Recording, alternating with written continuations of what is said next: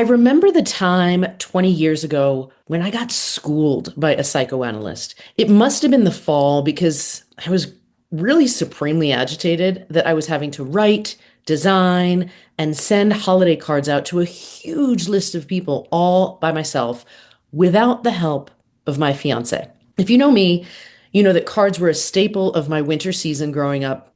Cards from my parents' friends were stapled onto these long felt ribbons hanging down each doorway. So they're Okay, hold on. Like, this sounds like some winter scene that I've never heard before. Explain. like, the fabric felt. It's like this soft, Mhm. thick thing. My mom must have used these like jagged scissors that had these like edging, and she cut this felt, this green felt, into like doorway length, like ribbons, like wide, several inches wide, and attached a little hanging device at the top and would just pin them to either side of every doorway that surrounded our whole first floor living room growing up. And so we would, staple on each card that came in the mail and hang them all down in a row. And then we would basically peel off all the staples at the end of every season and put away the gigantic green felt for the next season.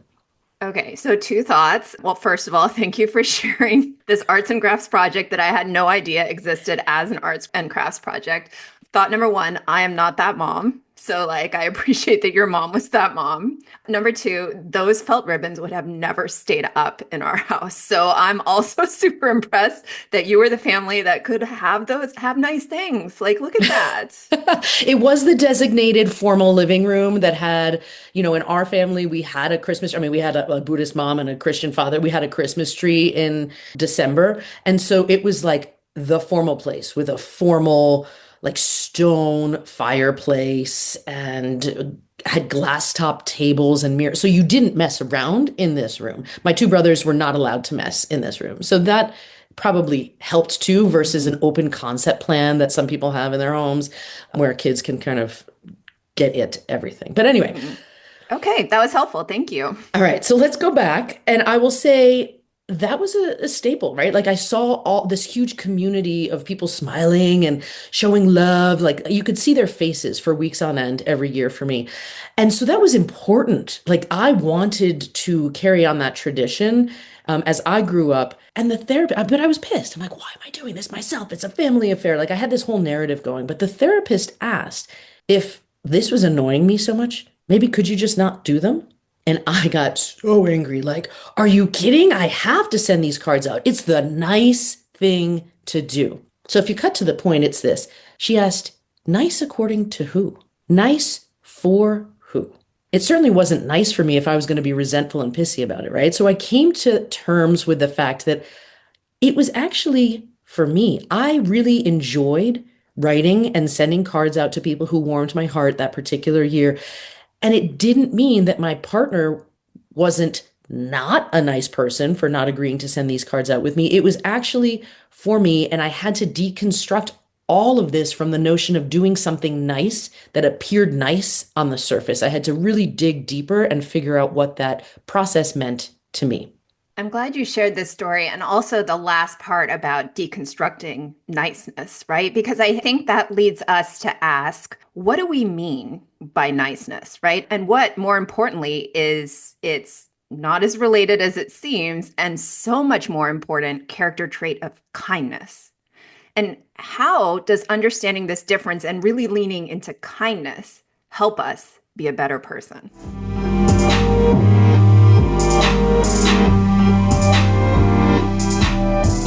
You're listening to the podcast, What Do You Mean by That? And we are your co-hosts, Sara and me, Sasha.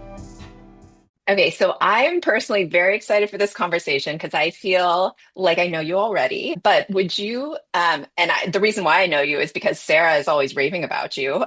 Would you please introduce yourself for our audience? Sure. So I'm Dr. Kelly Harding. I am a physician and a psychiatrist. I'm trained in public health and I teach at Columbia University in New York City. And I'm the author of The Rabbit Effect about living longer and happier and healthier through the science of kindness. You really are one of the preeminent minds on the power of kindness. And as you talked about with the rabbit effect, the way you wrote it bowled me over because you have beautiful writing. The whole premise is on this study that shows the power of kindness on and the impact it has on our health of all things, certainly with rabbits and then expanding into humans. So can you please talk with us a little about how you, as a trained physician and psychiatrist, like a medical minded human, got into exploring something as touchy-feely as kindness? Oh, sure. So, I went to med school, probably like anyone who's a clinician listening, to try to create a happier and healthier world for all. And really sort of dove into the books when I got there. And when I got to the wards during my third year, I couldn't help but notice the big discrepancy, sort of like what was described in the books versus what was actually happening with the patients. It sort of became this medical mystery. Like, what are we missing when we talk about disease? Because to be specific about it, it was like, two people, same diagnosis, two very different outcomes. Like, what were the variables that made one person thrive and made another person not thrive? And I just kept seeing that time and time again. And it was something as clinicians we talked about all the time. And I got just totally hooked on the mystery. And so, and also, like the fun cases, like how people recover, the placebo effect, the nocebo effect, like all these mysteries, and I still didn't have the answers. And I even did a research fellowship in it. And finally, it was through the field of public health and a story about rabbits that sort of launched me into this bigger world, and recognizing that there is a critical message that's not just for doctors, but for every single human being out there about kindness. Can you talk to us about that? What is the power of kindness? Because it's both for us as individuals, but also for our communities. Yeah. So the rabbit study is just one example of sort of how our social world can impact biology, but there's decades of public health data that show how we're treated in all the different spheres of our life, whether it's in our homes, our neighborhoods, our schools, our workplaces, our bigger, broader societies and communities. All of those things matter deeply to our health in this way that is so eye-opening, because, I think in Western medicine, we think it's all about the body and what's happening with the individual, but it turns out we're in this really symbiotic relationship with our environment. And if we're in a kind, supportive environment, we fare better than if we're in a harsh, not kind environment. And that's where we see the social determinants of health and how people can benefit from pro-social behavior, or what we call essentially kindness. I mean, it's funny. I think in research, we come up with all these fancy names for things, but when it comes down to it, it's kindness. Can you give us some stats or some of the studies that really jump out at you? Sure. Well, I mean, there's like a zillion. I guess some of my favorite ones to sort of talk about, kind of like think through the different systems. So probably one that listeners are familiar with and has been discussed a fair bit is how our one-on-one relationships impact our health. And so, there's the work of Dr. Julianne Holt-Lunstad, who showed that that chronic loneliness is significant as smoking 15 cigarettes a day for our health. And, that has become a big focus, especially as we've all survived and lived through the pandemic. And then if you sort of like work outwards, there are all these things like people who get more hugs are less likely to get sick from colds, which is very counterintuitive. I think it would be the other way around sometimes, there are all these studies that sort of show like human connection and support actually help offset disease. Yeah. But we often see clinically in the hospital. And then I just want to share one other one for any educators who are on this podcast listening. Is one of my favorite statistics that was a total surprise for me coming through, was that sort of one of the major hidden factors in our health is education. So when you look at studies trying to offset education, it turns out education is incredibly health protective, so much so that if for every one life saved by medicine, education saves 8. So it's a staggering number, and it seems to be both direct effects and indirect effects. So meaning it's not just sort of being educated enough to ask questions, but there seems to actually be something protective about education, which also ties into like purpose and all these other areas of our lives, as we kind of like think about it, make a big difference. Of course, the statistics also work the other way, sort of opposite of kindness. And I feel like that's been a thread of your work together has, looking at how neighborhood disparities impact health negatively, and things as arbitrary as like what zip code you have are a bigger impact on your health than your DNA sometimes. So we call it in public health DNA, but it's, those are the things that are curious. And even if you look like state to state, there's vast differences in health between different states, different cities, these gradients of health that are not biological. They're totally social. When you look at the bigger picture, is it's fascinating, and it means we have to do something different when it comes to health. And I apologize. I feel like I just gave you a mini lecture. That was probably too long. Not at all. I mean, I repeat this story about the rabbit study all the time, but I would love to hear it from the author's mouth. Can you talk about that initial study? Sure, absolutely. So this was the study that actually got me sort of over to the School of Public Health during my research fellowship, because I had this really wonderful mentor who was actually at Harvard, Dr. Arthur Barsky, we used to just chat about like interesting studies. And he pointed out this rabbit study that basically goes like this. So in the late 1970s, there was a researcher by the name of Dr. Robert Neerum, a really, really lovely fellow, basic science researcher. He was in the lab. It was during the time we didn't really have a great understanding of how diet impacted heart health. And so he was doing this really straightforward experiment of giving these virtually genetically identical rabbits the same high fat diet. He expected all the same health outcome, would be a nice publication. And instead, he got a total surprise, which was very fun.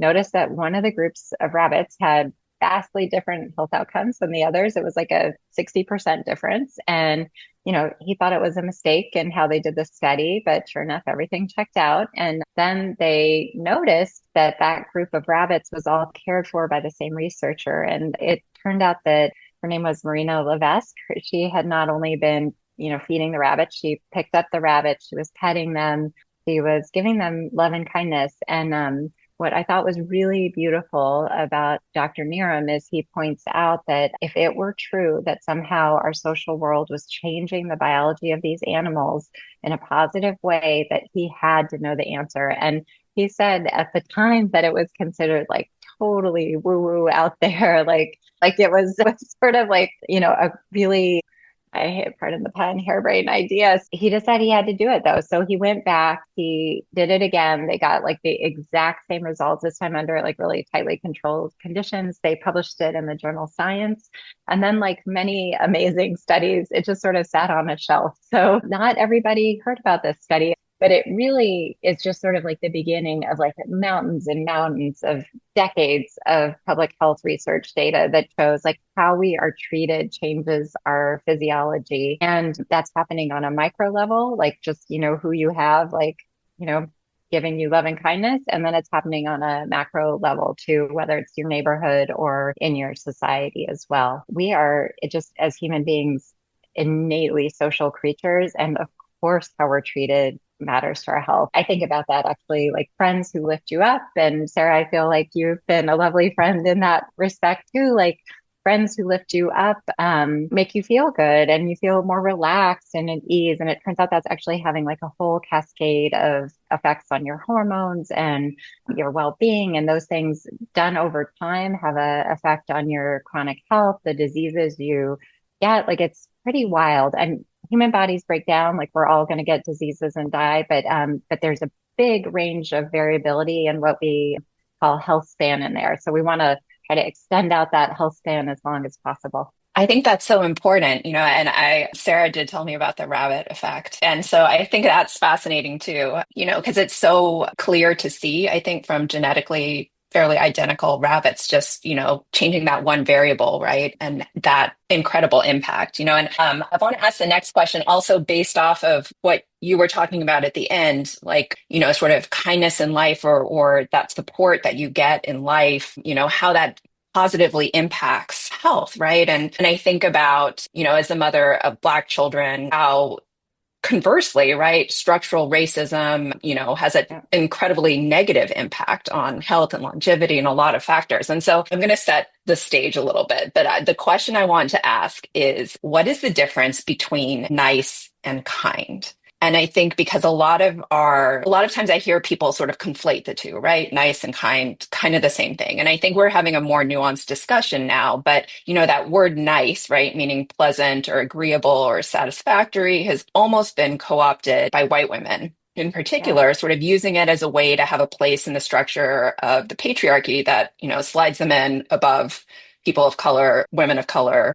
I know this is heavy, right? But it was kind of the nice white woman who got Black boys like Emmett Till murdered. It was the nice white woman at the park who asked my husband and son, oh, do you live around here? Because I've never seen you here before, when they're 5 minutes away from our house. In niceness has either been holding white women back from saying the things that they need to be saying in spaces where their voices will be heard, or it's kind of given them this concept that social proof in being white has been more important than being on the right side of things, right? Sure. So kindness is an act of generosity, expecting nothing in return. And to me, it's that last part of that sentence that is so critical. And, because you're doing something just truly not expecting something back. Whereas it feels like niceness, which is sort of a superficial social nicety that also goes under titles like politeness, civility sometimes can be considered that's actually something that is not always that way, because sometimes it's somebody is nice expecting sort of niceness in return. Like if I act a certain way, I'm expecting you to act a certain way, and that can easily be co-opted to uphold structures that hold people back for sure. So I think I love this question because it comes up in so many different contexts. So I guess for me, it also comes down to a little bit like this idea of, like, I would say niceness is sort of like reputational. It's like what other people think of you versus kindness, which is a character trait. Like it's like who you are on the inside, even if nobody's looking, kind of thing. It's more authentic. It's hard. Politeness is sort of like superficial niceties. Kindness is actually often takes a lot of courage to stand up and say something that to stand up for someone else or stand up when you see injustice in some ways. Some of the most profound acts that we talk about are truly acts of kindness that took a tremendous amount of courage. So those are some of the sort of like initial differences that you see. Certainly no expert, the situation with Emmett Till, like I know of it. I know how sort of, white women's privilege sort of it got somebody to take action against someone that turned out to be a false claim. And of course, a young child was killed. I think that's a good summary. Well, first of all, thank you for like indulging us in answering this question, because I told Sarah this is like the question I really wanted to ask, Yeah, because I am yeah, so, and I think the way you defined it is really great. The way that I think about niceness too in society is it kind of keeps you in your place, right? Because niceness, it creates like this hierarchy, right? And niceness also keeps women quiet, and it keeps them sort yeah, of in this bubble, right? Where yeah, there's purity, there's niceness. And so when I think about Emmett Till or other boys like him, the stories of white women believed to be true, right? And the assumption is that it is true, regardless of, the truth, right? I think, for me, it was the most striking when his mother refused to have his casket be closed at his funeral and say, like, no, I want them the world to see what they did to my boy. And I think that was a rebuke of white women's niceness, right? And the concept of like nice, being nice equals telling the truth, right? All the time, or that there's some, attribute that's linked to that, or to be believed, right? By default. Yeah. Hopefully that's a little bit more, around what that was meant to sort of represent. yeah. I mean, it also raises like so many questions like, well, what can we do sort of in our moments of life to be kind rather than just nice? Because I think, niceness is often just to sort of keep the peace. It's like a superficial, like, this is how we operate in society. This is how we keep our reputations, how we do stuff. And then kindness sometimes requires that somebody challenges that and is an upstander for people in their lives or for things that they see that aren't right, whether that's like a coworker that you're seeing harassed by somebody, whether it's, something, where you're seeing some sort of act of unkindness, like how are you going to engage around that? It's something we think about a lot in medicine because obviously there is a lot of racial disparities in how people are treated, even in clinical settings. how do we address that in a way that's meaningful and give people equitable care? So yeah, these are really important questions. And you also raised something that I wanted to come back to too, is that being nice isn't inherently a bad thing. It's just it's like a sort of, it's like not everyone who is kind is nice and not everyone who's nice is kind. The two are a little bit like Venn diagrams. And, of course, everyone is human and has their moments and, isn't necessarily kind or nice. Like that happens too. And how do we address that? Like, how do we get people to behave in a way that they're sort of acting in the best interest of others? Because I think ultimately kindness is about recognizing the humanity of somebody else and treating everyone with dignity, even people you don't agree with.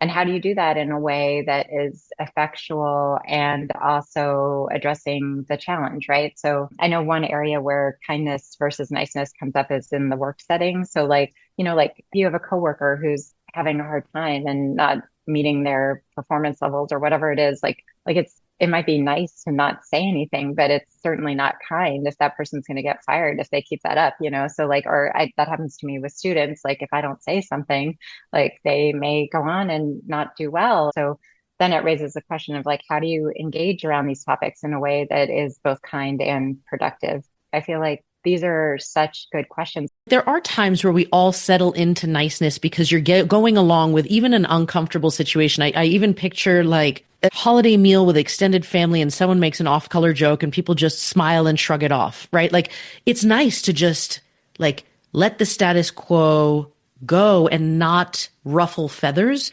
But kindness is when you would interrupt that pattern. You would look out for someone beyond maintaining the status quo because to do something that is going to be good for the greater society. So kindness almost requires you to think differently, to be willing to be a little bit of a disruptor because you're trusting your own instinct. I think about the time, Kelli, when we were both speaking at the conference and you texted and said, "Hey, can I bring you a coffee?" Like there's no, like you took this initiative to do something kind that you didn't have to. You disrupted what would have for me been like a traditional just morning getting ready for an event that I'm doing, but you disrupted it by doing something kind with no expectation of return of just bringing me a coffee in the morning, right? I feel like it requires a little more confidence or a little bit more independent thought, a little bit of something else. So how do we begin? What are the things required of us to be more kind, and how do we practice more kindness versus niceness, which is just going along with it? Right. And I love that idea of initiative because I think it's sort of like giving ourselves permission to take action, right? It's like actually what we were talking about earlier. It's kind of not enough to know something's wrong, but to actually take a step to try to correct it. And that actually comes down to like the whole reason I wrote the Rapid Effect because I was like, you know what, this is the kind of thing that you're not going to have addressed in a hospital or clinic setting. It actually, like if we want to have a real impact on health, we need every single person to realize their actions matter. Like it actually really matters how you treat the people around you. It matters how you acknowledge your neighbors, how inclusive you are, how you make people feel welcome. Like all of those things actually make a difference. And if we don't know how to do it, how do we learn how to do it? And so that sort of education piece as well. So I think yeah, those are sort of some of the things that it also reminds me somewhere I heard this, and Sarah, maybe you remember the reference, like not everybody waves, but most people wave back.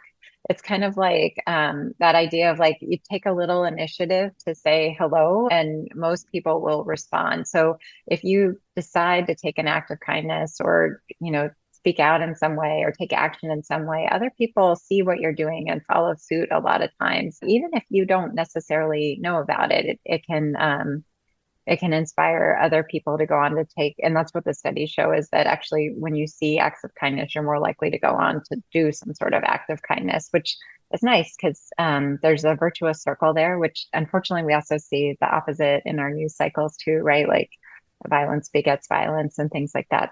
I wanted to come back to actually just like that moment that you're at the family dinner table and someone says something that's off color, like, well, what do you do? Do you be nice and sort of let it go? Do you be kind and try to stand up for whoever was just put down? One of my colleagues at Columbia, Jean Marie Bradford, fellow physician, she teaches something she calls upstander skills, which maybe you've heard about, where it's this idea you're not just a bystander in situations, you're an upstander. And then she teaches like and if you just Google upstanders skills, you can learn all kinds of different strategies. But it's kind of like, what do you do in the moment that can support the person who is maybe receiving on the receiving end of something that feels unkind? And so, sometimes it's sort of asking someone to clarify what exactly do you mean by that? Or like Great question, Kelly, considering the name of the show. oh my goodness. Yes, you've thought about this. And so that's very funny. The other thing is sometimes you might be in a moment. I know this happens on the subway sometimes where you're actually literally in a dangerous situation. It doesn't feel safe.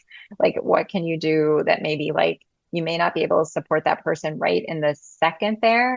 Sometimes you can. I've seen some incredible acts of heroism, even on New York City subways, like as simple as standing between two people that are getting into something. But sometimes it's also like afterwards checking in with someone, like, how are you feeling? What's going on? You may not be able to directly affect a situation, or checking with that person afterwards saying, you made me feel really uncomfortable. I'm curious where you were coming from when you said that, those sorts of things. Like, and just feeling empowered to make those things that people are noticing. And I tell my students, like, you have to sleep at night. So like if something is weighing on your conscience that you didn't take action about, like it's not too late. You can go back and try to say something and correct a wrong. And the other thing is, like, I approach this with humility too, because like obviously I make mistakes too. I'm human. So I try to listen and have people give me feedback when I make mistakes too. So that goes to listeners of the show. Please write me if I said something that upset you. I am findable on the web.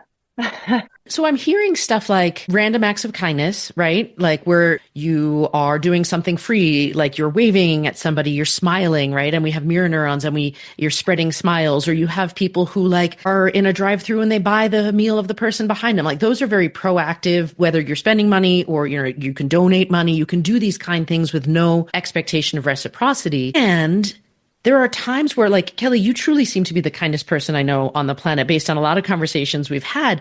There are times where, like, Yeah.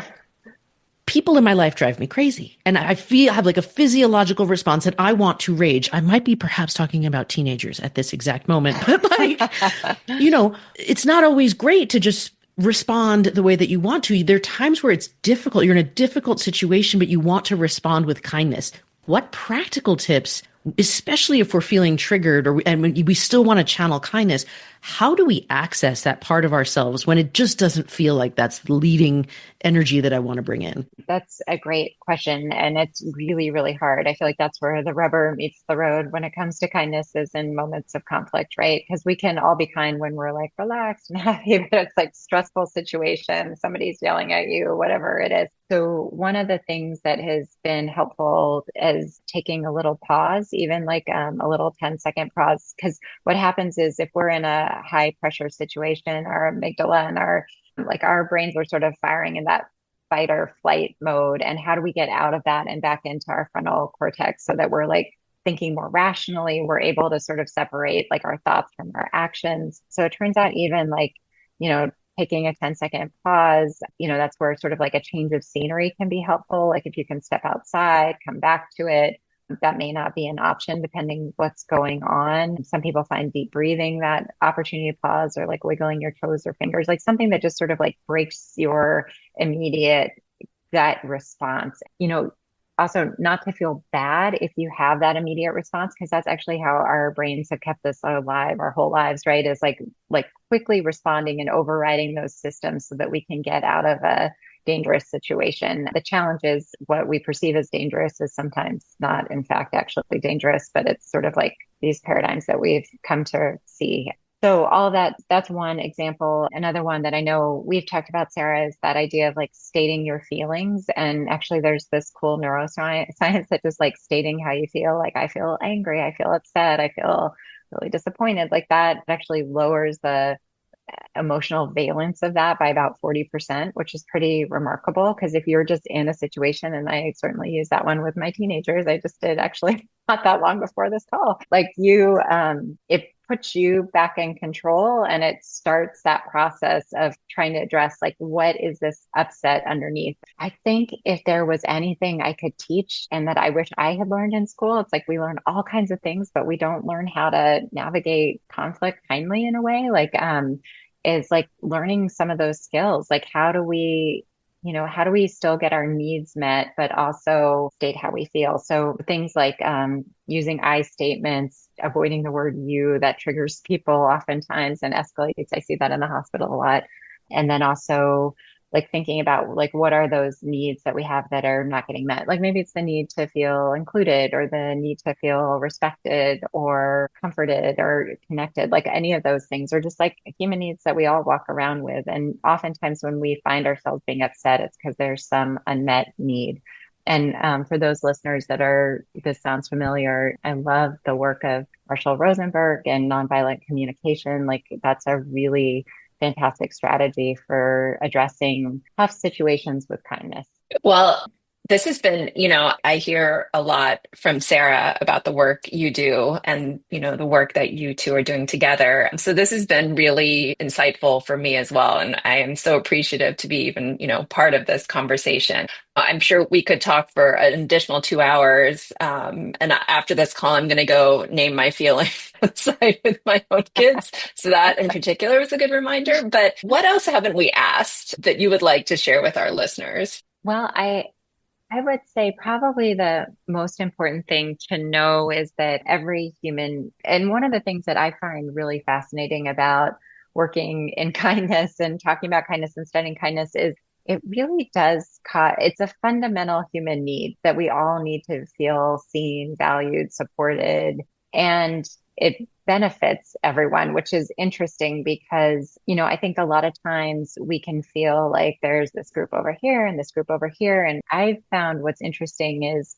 I get asked to come into a lot of different situations and different groups, and everybody feels that kindness is something that's important to them. And in a way, that gives me a lot of hope about humanity. Like, I think underneath all this like division and posturing is actually like a fundamental sense of connection, that if we can kind of get back to that and see the humanity in other people, like I actually feel like there's a lot more in common than we realize. I don't, in medicine, I have to take care of people. I don't always, that like if we were outside the hospital, they might not be somebody I would pick to be friends with necessarily, but I can always find something good about them. And I can almost always find, human beings are patchy and variable, and there's almost always something likable about someone. So I would say like that is for me, it feels like a kind act when you try to find something that is good in somebody else that you don't agree with.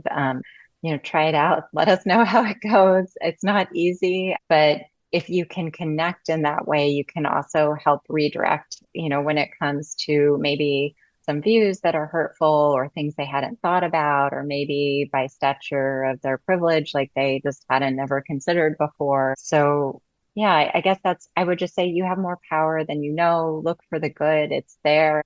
Yeah, try to find that commonality. Because it's like, we live on a round planet. Like there's no two sides. Like we got to figure out some way to get along better. And we're obviously not doing an awesome job right now, but every individual can make strides in their area. Even I just want to actually leave with this because I think it's really interesting that even just saying hello to your neighbors, or like, I think about that park situation. It's like actually saying hello and getting comfortable in a park situation. If you're saying that like to 6 or 7 people, your sense of trust in that neighborhood has dramatically gone up. Like I live in New York City where nobody says hi to anybody. So like even making eye contact or smiling in a situation where you feel comfortable, like those actually help people feel a little bit more social glue, a little bit more seen and supported. They may go on from your interaction to be a little bit kinder to the next person they interact with. You never quite know. Love that emphasis on the small things, because I think people think about,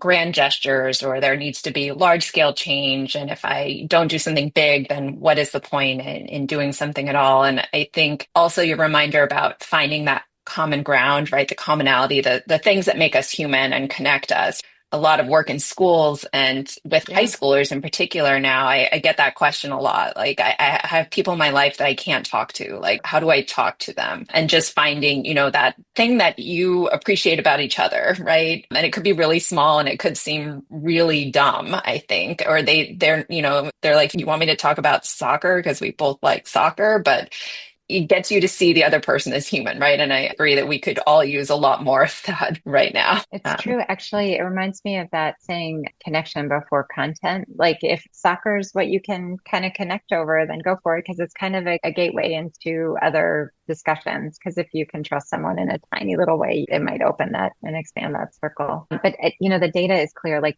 you really have more impact, not only on the person you're interacting with. It's that friend of a friend research, but it's like their friends and family also are impacted by their actions. Like it's kind of like this crazy mass network, but it explains a lot about how society shifts in unseen and profound ways. I love that. Well, if people want to write you and find out and tell you how this went for them, or if people want to find out more about you or the rabbit effect or the work that you do, where can they find you? So I have a website, Kelly Harding MD, and there's like a box on there. Feel free to put in anything you'd like in the box that was like a question you have. I also love when people share stories of kindness. I actually have a newsletter. I send out stories of kindness called A Dose of Kindness. So, if you want to share a story of kindness that meant something to you, I would love that. We can be uplifted by stories of kindness, which is really lovely, incredibly free way that you can make people feel better. And then also I'm on Instagram, Kelly Harding MD, and I'm on LinkedIn are sort of my two main ways of connecting with folks. But yeah, or actually I could say so I started about a year and a half ago with two dear friends, this thing we call our kind of club. And so we gather monthly. It's a free virtual call where people come in and share stories of kindness. We call it a kindness campfire. We've had people, we're up to 18 countries now joined so far. And it's really incredibly heartwarming considering like the state of the world sometimes and where people call in from. And they've got these stories of kindness that might be, something as simple as like somebody acknowledging them or, standing up for them in some way or an unexpected gift or service that they weren't expecting. All of those stories are told. I've never left one. Like we do these like mini polls, everybody leaves more uplifted. So if you need to pick me up, they're really great and free. So our kind of club is our website, and my 12-year-old son designed it. I love it. I've actually attended one, and I will attest to the fact that it is incredible how something so simple and peaceful as gathering with people online just to share stories of kindness can ripple out and make your whole week so much better. And it really speaks to, as you spend this time talking with us about the power of kindness and the impact and the ripple effects it does have. So if we can all empower ourselves to think about, what is that one thing we want to do differently today that's a little bit more kind? It's a little bit, just one little thing. What would that be? I hope we can all sort of take this on board and choose to do that and see what happens. You've been listening to What Do You Mean by That? A show dedicated to being better humans and getting loud for all of us. Hat tip to Sarah's daughter for the logo, and huge thanks to Misasha's son for our incredible theme music. Find out more and subscribe to our newsletter at whatdoyoumeanbythat.com. Because as always, it's all of us or it's none of us. All right. So one thing I would love for listeners to know is that Sarah Blanchard and I are working on a parenting book together. And it's actually ultimately about kindness, is how do we as parents help our kids thrive and do well when maybe they're struggling with learning or other differences, and maybe the world doesn't always see them in the way that we see them. So much more to come. And Sarah, I don't know if you wanted to add anything. I'm not sure if I did our beautiful book justice.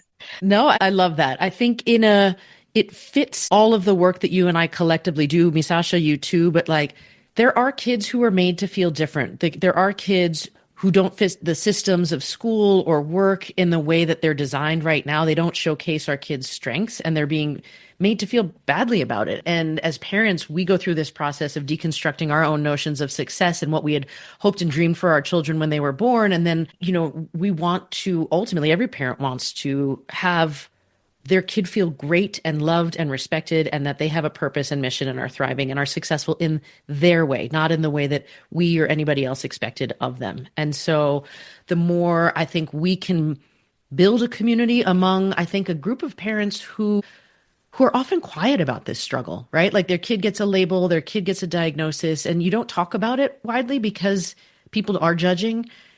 But I feel like there's this individual struggle that we're quiet about. And the more we can, to your point of this whole conversation, Kelli, be kind to one another, reach out to one another, connect, and realize that we're not in it alone, the better we will all be, I think. So I'm excited to be on this project with you.